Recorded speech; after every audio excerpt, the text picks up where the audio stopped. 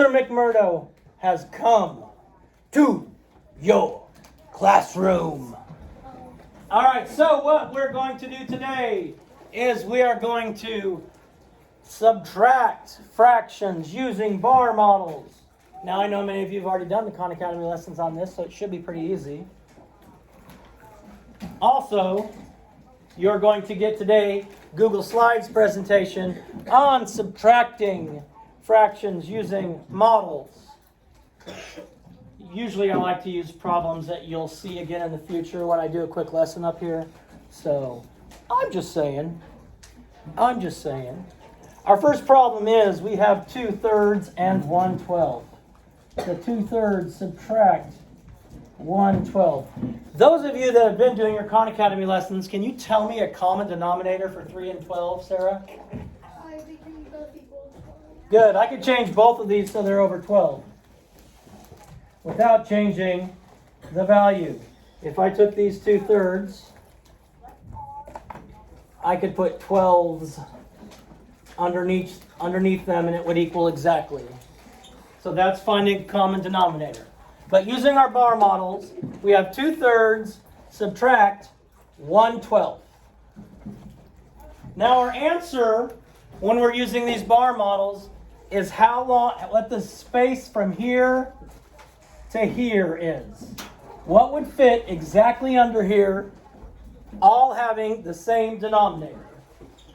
Well, what do you think it is, Ethan? 6/12 would fit in this space right here. 1, 2,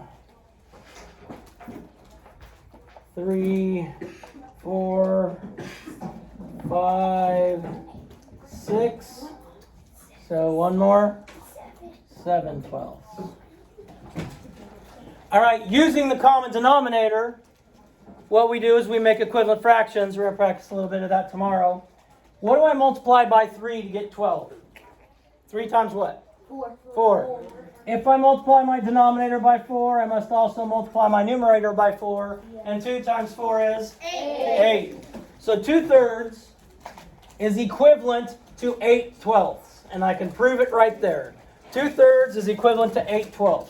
1/3 4/12, 2/3 8/12. Now this is already over 12, so 1/12 equals 1/12. Always go back and check your sign. We have 8/12 minus 1/12 equals 7/12. 7/12. Which is what we got when we did our bar model up there. All right, let's look at 3/4 minus 5/12. And the more you practice, the easier finding common denominator is going to be for you. So we have 3/4. 1, 2, 3 minus 5/12. 4, 5/12. 1/4 minus 5/12. The answer is going to be from the end of here to the end of here, whatever would fit in that space right there. Whatever would fit in that space right there. So 3/4 minus 5/12. Brooke, what do you think is going to fit in that space right there? 4/12. 4/12. Let's see if Brooke is correct. She is correct. So our answer would be 4/12. However, Brooke, there's another way to do it with fewer pieces. Another way to do 4/12 with fewer pieces. Brooke, what do you think it is? 1/3. 1/3. I was going to say 3. 1/3 is fewer pieces. So your actual answer you'd look for is 1/3. And if I wanted to, well, 2/6 would work as well. But we're looking for the fewest number of pieces possible. So let's take and look how we simplified it. If we had 4/12 and we were simplifying that fraction to the fewest number of pieces we could, I want to think of a number that will divide evenly into 4 and divide evenly into 12. So what could I pick that would divide evenly into 4? Alexis? 2. Well, you can't use 1. That's not going to change anything. So 4 divided by 2 is 2. 12 divided by 2 is 6. 6. But I said the answer is 1/3.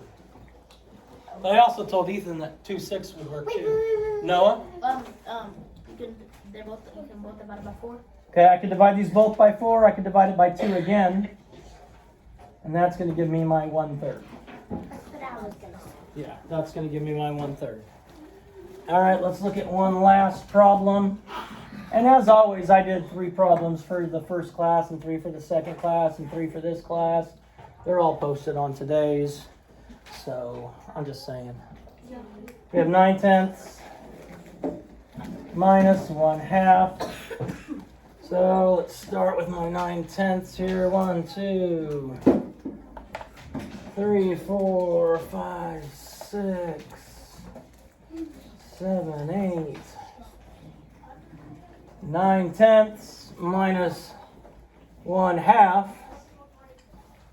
And that's very easy because it matches up perfectly. Remember, my answer is this space right here.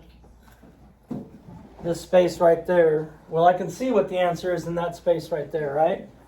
Because this fills that space right there. So what does this equal here? Anybody? 4/10. 4/10. However, we can use smaller pieces than 4/10. So stop, collaborate, and listen. It murders back with the brand new invention. Something grabs a hold of me tightly, flow like a harpoon daily and nightly. Will it ever stop? Yo, I don't know. Turn off the lights, because I glow. Caden, can you think of a number other than 1 that would divide evenly into both 4 and 10? 40. No, divide evenly into it. Shh. Think of our divisibility rules. 2, good. So if I divide both of these by 2, I'm going to get 2/5, which is fewer pieces. No, it's not 1/3. It's 2/5. 1/3 is not big enough. All right, and we'll practice more and more on this, and you're going to get those Google Slides on this. Now let me finish this up. Please subscribe.